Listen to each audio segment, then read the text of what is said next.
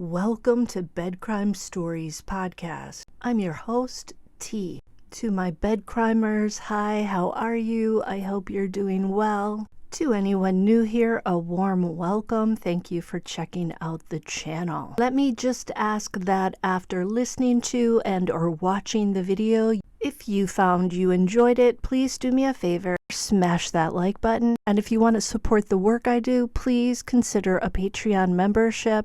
You'll find a link in the description. Now, let's dig in. Newly released documents in the case of the Idaho 4 and Bryan Kohberger show that the authorities requested additional customer information from Amazon as well as Apple, PayPal, YouTube, and Spotify for someone related to the case. The name was redacted, but I think it's safe to say it was Bryan Kohberger. You may recall the authorities issued search warrants for certain companies before. The previous search warrants indicated that investigators were digging into Bryan Kohberger's digital activity, with warrants served to Google, TikTok, and AT&T, among others. These new search warrants asked for a broader array of information. The new search warrant for Amazon was hand-delivered on May 10th of 2023. Investigators said there was reason to believe that activity on the Amazon site from March 20th through 30th of 2022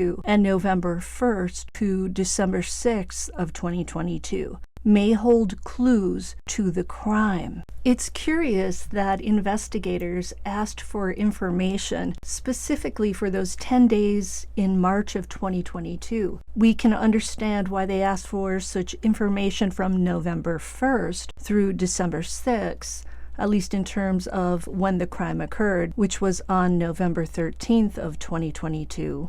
The authorities asked specifically for 1. All detailed customer click activity pertaining to sharp-edged objects and accessories. I don't want to say the K word because YouTube doesn't like that word. They were likely looking for that Kaybar and its sheath. 2. All details of payment methods used for orders made on the account. 3. All details of items in carts to include all items added to the cart, all items removed or deleted from the cart, and all items saved in the cart, wish listed, or in shopping baskets. 4. All suggestions made to account to include any and all data maintained by Amazon. All records pertaining to reviews pertaining to any and all data of items reviewed by the user, reviews by other Amazon users that were viewed by the user, and comments the user made. 6. All advertising data to include all advertising related to the account, including but not limited to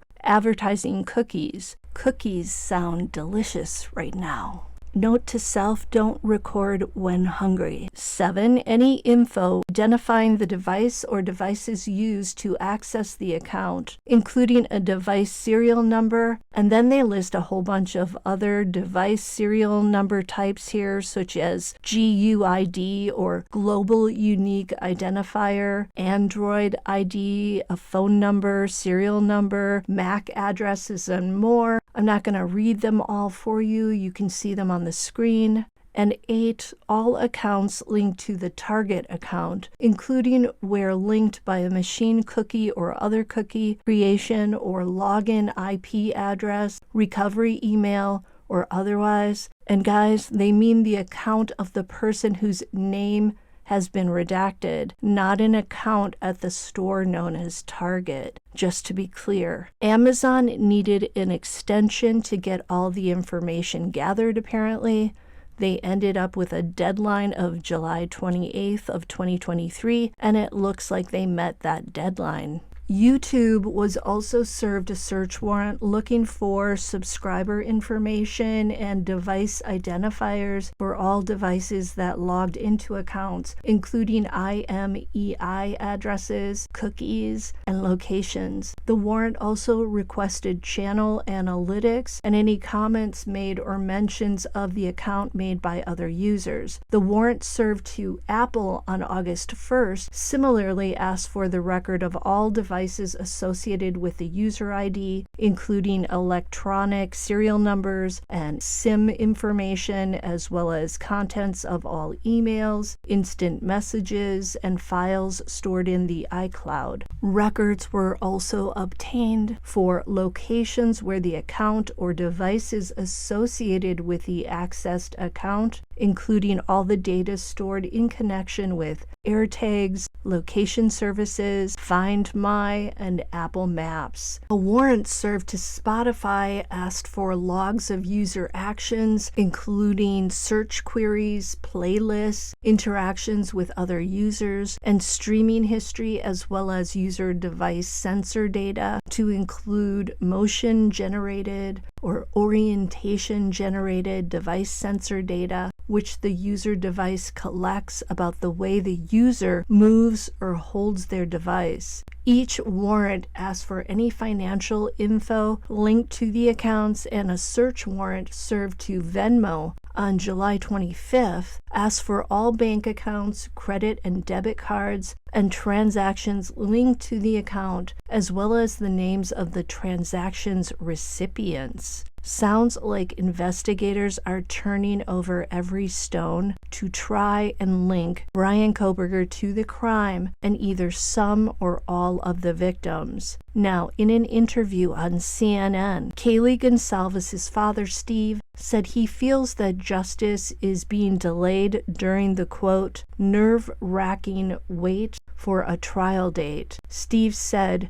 quote, "We're patient, but it does make it a little bit more stressful. You've got your time in court, make it happen. The sooner we get this going, the sooner we get to the truth," end quote. The Gonsalves family attorney, Shannon Gray, also spoke on CNN, and he said he expects a trial date to be set once motions are heard next month. Gray said, quote, "If you have a date that you can at least look forward to, it's helpful for all the families involved, knowing that you're moving toward that day. You're moving toward that end goal for a possible resolution in the case," end quote. On another note, I stumbled on some other info that I found very interesting on the Law and Crime website. It was a lengthy article about Bryan Kohberger, and it included snippets from an interview given just 7 months before the crime in Moscow, Idaho, by Kohberger's former professor, Katherine Ramsland. She was explaining the workings of a psychopath's mind. Ramsland said this: "The brains of what we call primary psychopaths, who seem to be born with this brain disconnect, are definitely different. It allows them to be better predators,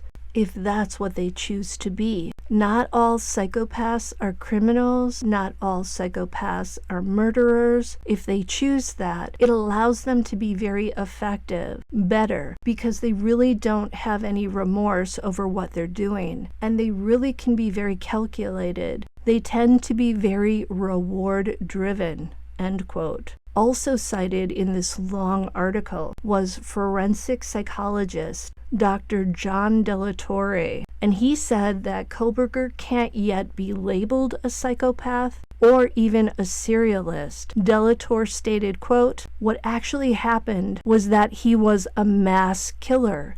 Whoever did this should actually be considered a mass killer. That doesn't take away from the possibility that they are also a serialist," end quote. One of Kohberger's few buddies from DeSales University, where he studied, is a guy named Josh Ferraro, who was his biology lab partner. Ferraro was quoted in this same article as saying that he believes Kohberger, quote, "snapped." He said, "I think he's just sick. I think that people online want to make this into a fairy tale and make it grandiose and much more than it is. If he had done this, I think he's a sick individual that finally snapped," end quote. So those are the words of someone who interacted with Kohberger back around 2017 and 2018. But Delatorre disagrees with this notion that Kohberger just snapped. Delatorre said, "No one just snaps. There can be a straw that breaks the camel's back if we want to continue to use idioms. That certainly can happen. but that person has been dealing with distressing emotions for a very long time, has been unsuccessful in coping with them in a healthy way. Because rejection is such a touchy subject for him, it's certainly possible that a buildup over time, a buildup of rejection, could have led to engaging in this kind of behavior. In his mind, it's finally time to set right the world that has gone wrong inside of him." End quote. Both Delatorre and Ramsland said that it may be hard to pin down a motive for the crime to answer the question, why did Bryan Kohberger allegedly do this to these people on that particular date? But Ramsland did describe the personalities of psychopaths, which may shed light on a motive. Again, we don't know if Kohberger has ever been evaluated by a professional and deemed a psychopath, so keep that in mind. But Ramsland said this: "Psychopaths have a variety of motives, but their personalities tend to have that rigidity and that inability to go with life's hard knocks and to believe that they're entitled to more and that they need to punish people for them not getting what they think they deserve." End quote. Before Kohberger was on anyone's radar, clinical psychologist Dr. Gary Brucato shared some characteristics of the type of person that he believed would be behind the crime in Moscow. One of the things I remember him saying was that this person would be living a very regimented lifestyle. And that is one characteristic that I think it's safe to say Bryan Kohberger had. I believe this rigidity in Kohberger was developed in high school when he was overweight and when he was in that law enforcement program. He shed more than 100 pounds between junior and senior year in high school. And it sounds like he did it the old-fashioned way, meaning through intense exercise. He was running daily. He was boxing.